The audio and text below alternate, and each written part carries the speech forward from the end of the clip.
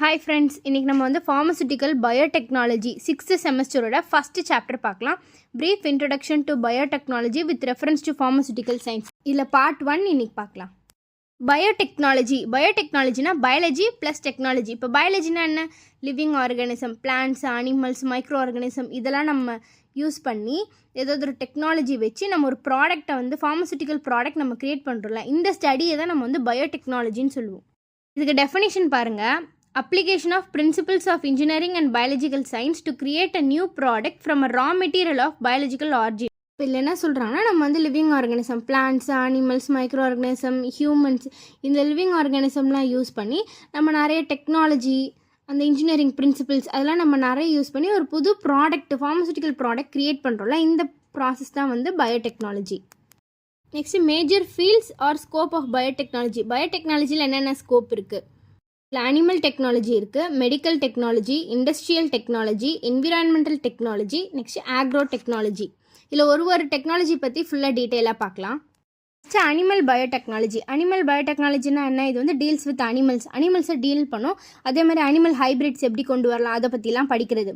இதில் ஃபஸ்ட்டு வந்து நம்ம டிரான்ஸ்ஜெனிசிஸ் அப்படின்னா என்னென்னு பார்க்கலாம்.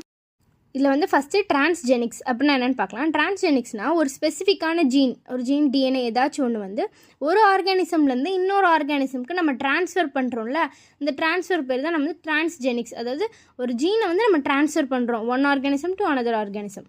டிரான்ஸ்ஜெனிசிஸ்னால் என்ன சொல்கிறாங்கன்னா, இப்போ நம்ம வந்து ஃபாரின் டிஎன்ஏ, அதாவது வேறு ஒரு ஆர்கானிசம்லேருந்து நம்ம ஒரு டிஎன்ஏ எடுக்கிறோம், அது வந்து ஃபாரின் டிஎன்ஏன்னு சொல்லுவோம். அந்த ஃபாரின் டிஎன்ஏ தான் டிரான்ஸ்ஜீன். அந்த ஜீனை வந்து இன்னொரு ஆர்கானிசம்க்கு நம்ம இன்ட்ரடியூஸ் பண்ணும்போது நம்ம எந்த ஆர்கானிசம்லேருந்து டிஎன்ஏ, அந்த ஃபாரின் டிஎன்ஏ எடுத்தோமோ அதோட கேரக்டர் அப்படியே இந்த ஆர்கானிசம்க்கு அப்படியே புதுசாக வரும். அப்புறம் அதோட ஆஃப் ஸ்ப்ரிங்க்கும் வரும்.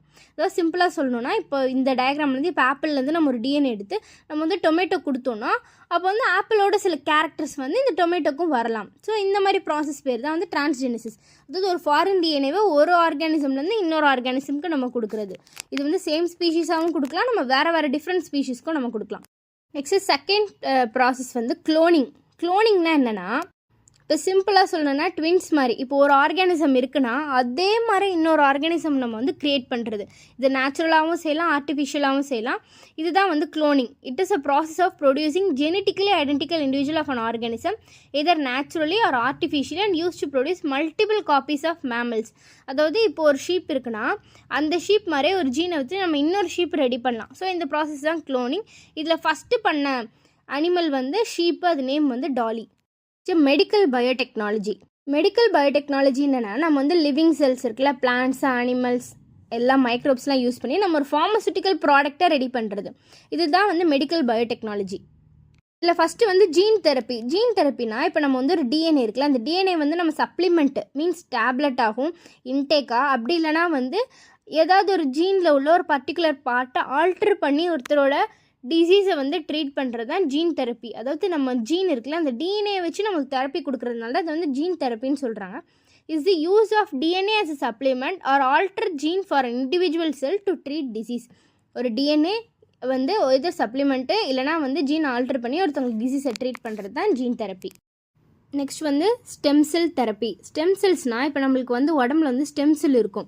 ஸோ இந்த ஒரு ஸ்டெம் செல்லை நம்ம எடுத்து நம்ம கல்ச்சர் பண்ணோன்னா ஒரு செல்லை வச்சு நம்ம அப்படியே ஒரு மல்டிபிள் காப்பீஸ் ஆஃப் நம்ம வந்து செல்ஸ் வந்து நம்ம க்ரியேட் பண்ணி அதை வச்சு நம்ம வந்து ஒரு ஹோல் ஆர்கன், டிஷ்யூ அதே நம்ம வந்து ரெடி பண்ணலாம். இதுதான் வந்து ஸ்டெம் செல் தெரப்பி. இதோட மேஜர் ரோல் என்னென்னா, டிஷ்யூ ரிப்பேருக்கோ ரீஜெனரேஷனுக்கோ நம்ம யூஸ் பண்ணுவோம். இந்த ஸ்டெம் செல்ஸ் வந்து நம்மளுக்கு உடம்புல எங்கேருந்து மேஜர் சோர்ஸ் எங்கேருந்து வரும்னா, போன் மேரோ, அடிப்போஸ் டிஷ்யூ, அப்புறம் பிளட்டில் டொனேட் பண்ணுறது blood donation, next umbilical card, இங்கே இருந்தாலும் நம்மளுக்கு வந்து ஸ்டெம் செல்ஸ் கிடைக்கும். ஸோ இந்த ஸ்டெம் செல்ஸ் வச்சு நம்ம ஒரு ஆர்கனையே நம்ம வந்து க்ரியேட் பண்ணலாம், ஆர்கன், டிஷ்யூ. ஸோ இந்த ப்ராசஸ் வச்சு நம்ம ட்ரீட்மெண்ட் கொடுக்குறது தான் வந்து ஸ்டெம் செல் தெரப்பி. பயோசென்சார்லாம் இது வந்து ஒரு டிவைஸ். இது என்ன பண்ணோன்னா, நம்ம உடம்புல வந்து உள்ள பயாலஜிக்கல் ரெஸ்பான்ஸ் எல்லாம் வந்து ஃபிசிக்கல், கெமிக்கல், எலக்ட்ரிக்கல் சிக்னலாக கன்வெர்ட் பண்ணும். ஃபார் எக்ஸாம்பிள், இப்போ நம்ம பிளட் செக் பண்ணுறதுக்கு அந்த ஒரு ப்ரிக்லிங் மிஷின் மாதிரி இருக்கும்ல, பிளட் குளுக்கோஸ் டிடெக்டர், அதை வச்சு நம்ம பிளட்டை வந்து ஒரு ட்ராப் எடுத்தோம்னா அது நம்மளுக்கு எவ்வளோ சுகர் இருக்குன்னு ரீடிங் காமிச்சிடும். ஸோ அந்த மாதிரி நம்ம பயாலஜிக்கல் ரெஸ்பான்ஸை வந்து ஒரு சிக்னலாக, எலக்ட்ரிக்கோ இல்லை ஃபிசிக்கல் சிக்னலாவோ அது வந்து காட்டுறது தான் வந்து பயோசென்சார்ஸ். நெக்ஸ்ட் இண்டஸ்ட்ரியல் பயோடெக்னாலஜியில் ஃபஸ்ட்டு வந்து நம்ம பயோபிளாஸ்டிக்ஸ் அப்படின்னா என்னென்னு பார்க்கலாம்.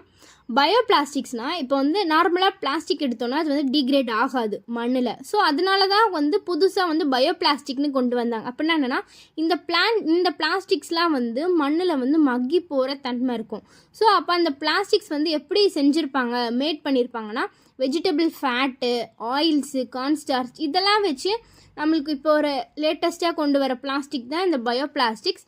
இது வந்து நம்ம மட்டில் வந்து டீக்ரேட் ஆகும். ஸோ இதெல்லாம் மெயினாக எதுக்கு யூஸ் பண்ணுறோன்னா பேக்கேஜிங்க்கு, பாட்ஸ்க்கு, பவுலு, குக்கரி ஐட்டம்ஸ்க்கு, ஸ்ட்ரா இந்த மாதிரி நம்ம வந்து இப்போ லேட்டஸ்ட்டாக பயோபிளாஸ்டிக்ஸ்னு கொண்டு வராங்க.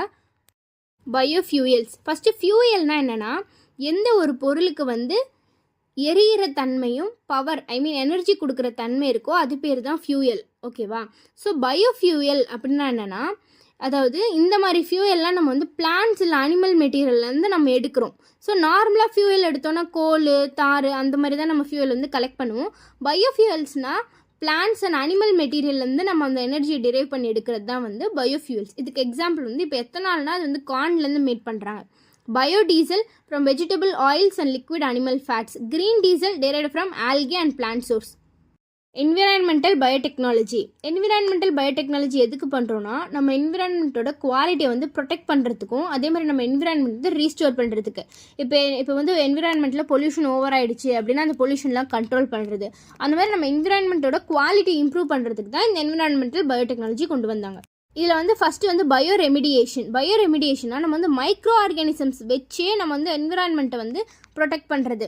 ஃபார் எக்ஸாம்பிள் இப்போ நம்ம மைக்ரோ ஆர்கானிசம் யூஸ் பண்ணி சில பொல்யூஷனெல்லாம் நம்ம வந்து ரிமூவ் பண்ணி நம்ம சாயிலோட கண்டாமினன்ட்லாம் வந்து ரெடியூஸ் பண்ணுறதுக்காக, அதாவது குட் மைக்ரோ ஆர்கானிசம் இருக்கும்ல அதெல்லாம் நம்ம யூஸ் பண்ணி நம்ம என்விரான்மெண்ட்டை ப்ரொடெக்ட் பண்ணுறது தான் இந்த பயோரெமிடியேஷன்.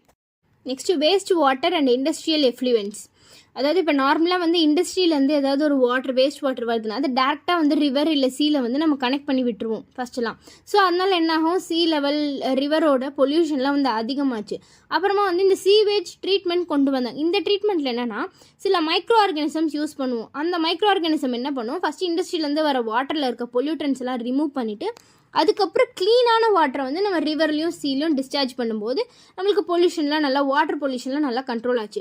ஸோ அந்த ஒரு என்விரான்மெண்டல் பயோடெக்னாலஜியாக இந்த waste water and industrial effluents. Next last scope of பயோடெக்னாலஜியில் வந்து ஆக்ரோ பயோடெக்னாலஜினா அக்ரிகல்ச்சர் லேண்டில் மெயினாக யூஸ் பண்ணுறது. இது வந்து tissue culture plus genetic engineering இந்த ரெண்டும் மெயினாக யூஸ் பண்ணி நம்ம வந்து ஒரு டிரான்ஸ்ஜெனிக் பிளான்ட்ஸ்னால் மோஸ்ட் பவர்ஃபுல்லான நல்ல ஒரு குவாலிட்டியான பிளான்ஸ் வந்து க்ரியேட் பண்ணுறது தான் இந்த ஆக்ரோ பயோடெக்னாலஜி. இதில் வந்து நம்ம 2 விதமான பிளான்ஸ் வந்து க்ரியேட் பண்ணுவோம். அது என்னென்னு பார்க்கலாம். இதில் ஃபஸ்ட்டு வந்து கிளைமேட் ரெசிஸ்டன்ட் பிளான்ஸ். இந்த கிளைமேட் ரெசிஸ்டன்ட் பிளான்ஸ் வந்து நம்ம எதுக்கு க்ரியேட் பண்ணுறோன்னா இப்போ நார்மலாக சில பிளான்ஸ்லாம் வந்து ரொம்ப இந்த சம்மர் இல்லை ரொம்ப ஹார்ஷ் கிளைமேட்னா அதெல்லாம் வந்து வளர முடியாது. ஸோ இந்த மாதிரி டிரான்ஸ்ஜெனிக் பிளான்ஸ், அதாவது இந்த கிளைமேட் ரெசிஸ்டன்ட் பிளான்ஸ் வந்து க்ரியேட் பண்ணோன்னா இது எந்த அந்த கிளைமேட் எவ்வளோ ஹார்ஷாக இருந்தாலும் அதால் வளர முடியும்.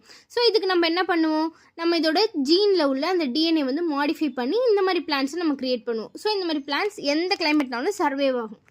Last disease resistant plants. Disease resistant பிளான்ட்னா இப்போ டிசீஸ் ரெசிஸ்டன்ட் ஜீன்ஸ் இருக்கும்ல, இந்த ஜீனை வந்து நம்ம பிளான்ட்டில் இன்ட்ரடியூஸ் பண்ணும்போது ஸோ இந்த பிளான்ட்டுக்கு வந்து நம்ம எவ்வளோ பெஸ்டிசைட்ஸ் ஹெர்பிசைட்ஸ் அடித்தாலும் அந்த பிளான்ட்ஸ்க்கு எந்த ஹார்மும் இல்லாமல் அந்த பிளான்ட்ஸ் வளரும். ஸோ அது சரௌண்ட் ஆகிருக்க அந்த பெஸ்ட்டு அது மட்டும்தான் நம்மளுக்கு வந்து டெட் ஆகும். ஸோ இதனால் நம்மளுக்கு வந்து நம்ம ஃபார்மர்ஸ்க்கு வந்து ரொம்ப யூஸ்ஃபுல்லாக இருக்கும். ஸோ பெஸ்ட்டு மட்டும் கில் ஆகும், பிளான்ட்ஸ்க்கு எந்த டேமேஜும் இருக்காது. ஸோ இதுதான் வந்து ஸ்கோப் ஆஃப் பயோடெக்னாலஜி. நெக்ஸ்ட் வீடியோவில் வந்து நம்ம என்சைம் பயோடெக்னாலஜி பற்றி பார்க்கலாம்.